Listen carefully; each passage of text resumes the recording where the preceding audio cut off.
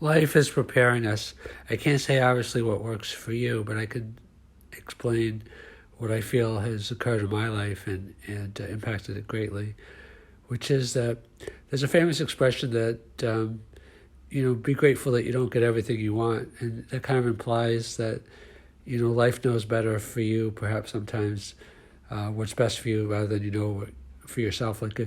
Like if we got everything that we wanted, when we were kids, we would just eat candy all the time. And when we were adults, everybody would just give us what we want.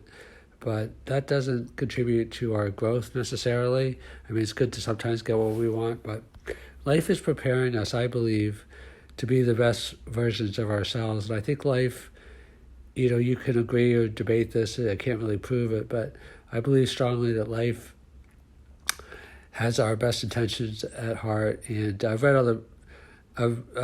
another podcast this morning about why I believe perhaps sometimes good things do happen to bad people. Well, that's probably true also, but bad things do happen to good people.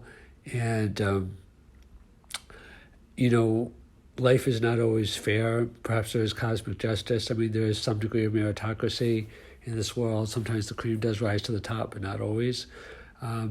So people do get bad breaks. But I believe that life is preparing us, and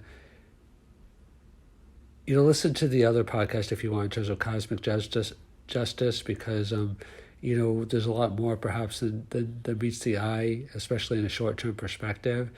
But